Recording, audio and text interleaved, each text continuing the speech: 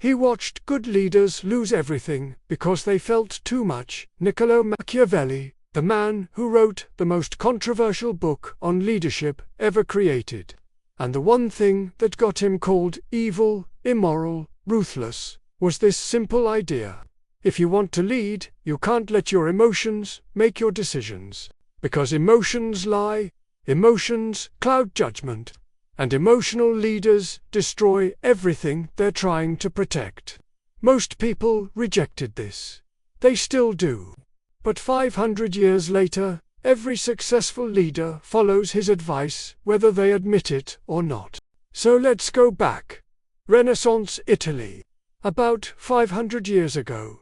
Beautiful cities, incredible art, amazing culture, and absolute political chaos.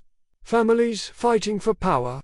Cities being conquered and reconquered, alliances forming and breaking overnight.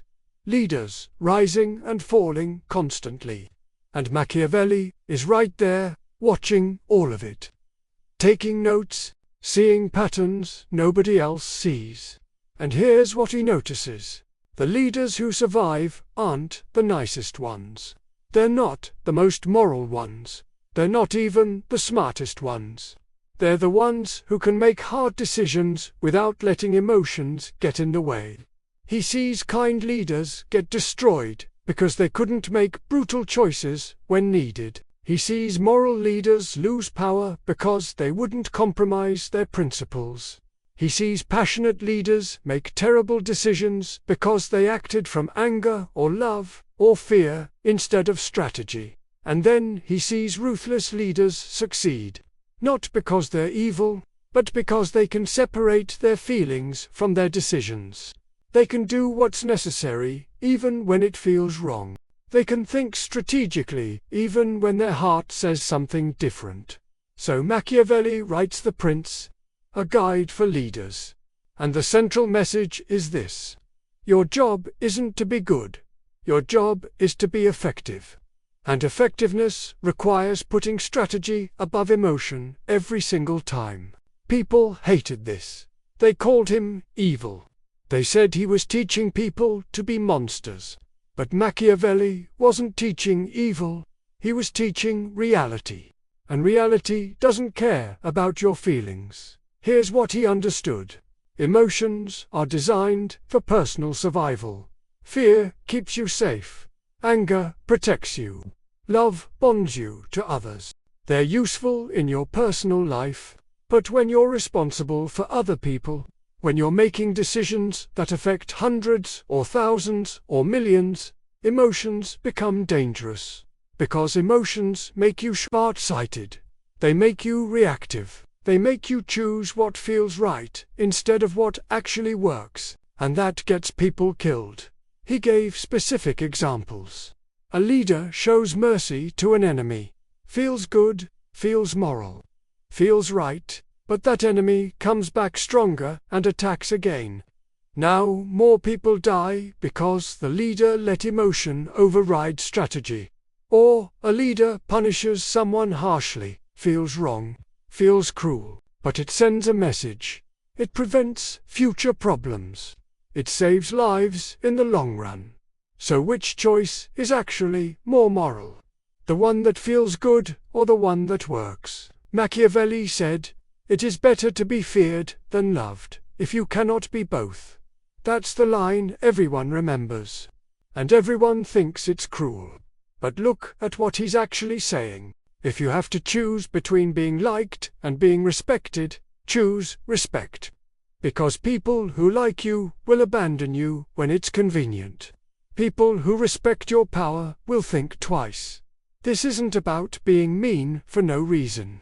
It's about understanding that leadership isn't a popularity contest. It's about making decisions that work, even when they're unpopular, even when they make you look bad, even when they hurt your feelings. He also said, "The ends justify the means." Another line people hate, but think about what it means in practice. If your goal is to protect your people, to keep them safe, to create stability, then you do whatever achieves that goal, even if the method isn't pretty. You might have to make an alliance with someone you don't like. You might have to break a promise that's no longer beneficial. You might have to sacrifice one person to save many. These aren't evil choices. They're strategic choices. And leaders who can't make them fail. Now here's where people get Machiavelli completely wrong. They think he's saying, be a psychopath, have no emotions, care about nothing. That's not it at all. He's saying, your emotions shouldn't control your decisions. Feel whatever you feel. But when it's time to make a choice, especially one that affects other people, put your emotions aside and think strategically. What's the actual goal? What are the real consequences? What choice gives the best outcome, not the best feeling? Most people can't do this. They make decisions based on how they feel in the moment. They choose what's comfortable, what's easy, what makes them look good, what lets them sleep at night. And they call it morality. But it's not morality. It's just emotional cowardice. Real leadership means doing the hard thing, the thing that works, even when it feels wrong, even when people judge you, even when your heart breaks over it. Machiavelli watched leaders fail because they couldn't separate their feelings from their responsibilities. And he wrote his book to say, if you want to lead, you need to think like a strategist, not like a friend. Now, let's bring this to your life. Because you're not ruling a kingdom, but you're making decisions. And those decisions affect people. Your family, your team, your business, whatever it is. And if you're letting emotions control those decisions, you're probably making mistakes. Expensive mistakes. Painful mistakes. Mistakes that hurt the people you're trying to help. Let's say you're managing people at work. You have someone on your team who's nice. You like them. They're a good person. But they're not doing the job well. They're making mistakes. Missing deadlines. Bringing the team down. Your emotion says keep them. Give them more chances. Be kind. Be understanding. But strategy says let them go. Because keeping them hurts the entire team. It sets a bad standard. It creates resentment. And it's not even helping them because they're in a role they can't handle. What do? Most people choose emotion. They keep the person, they make excuses, and the team suffers. That's not kindness. That's weakness disguised as kindness. A Machiavellian leader makes the hard call, lets them go, deals with the guilt, but protects the team. That's strategy over emotion. That's effectiveness over comfort. Or let's say you're in a business partnership. Your partner is your friend. You've known them for years. But the business isn't working. They're not pulling their weight. You're carrying everything. And it's destroying both the business and your friendship. Emotion says stick it out. Don't ruin the friendship. Hope it gets better. But strategy says end it now. Have the hard conversation. Restructure or walk away. Because pretending everything's fine is just delaying the inevitable while making it worse. Most people avoid this conversation for months or years. They let emotion override strategy. And by the time they finally act, the business is dead and the friendship is ruined anyway. Strategic thinking would have saved both. Here's another one. You have a family member who keeps asking you for money, and you keep giving it because they're family. Because you feel guilty. Because it feels wrong to say no. But they never pay you back. They never change their situation. They just keep asking. Emotion says keep helping. They're family. You can't abandon them. But strategy says stop. Because you're not actually helping them. You're enabling them. You're preventing them from facing consequences that might actually change their behavior. The strategic choice is to say no. Set boundaries, let them struggle. Even though it feels cruel. Even though they'll be mad. Even though you'll feel guilty. because that's what actually might help them in the long run. This is what Machiavelli understood. Emotional decisions feel right in the moment but create worse outcomes. Strategic decisions feel wrong but actually work. And if you're responsible for anything or anyone, you need to be able to make the strategic choice. Now, here's the balance. And this is important. Machiavelli isn't saying ignore your emotions completely. He's saying don't let them control you. Feel the guilt, feel the sadness, feel the conflict. But don't let those feelings stop you from doing what actually needs to be done.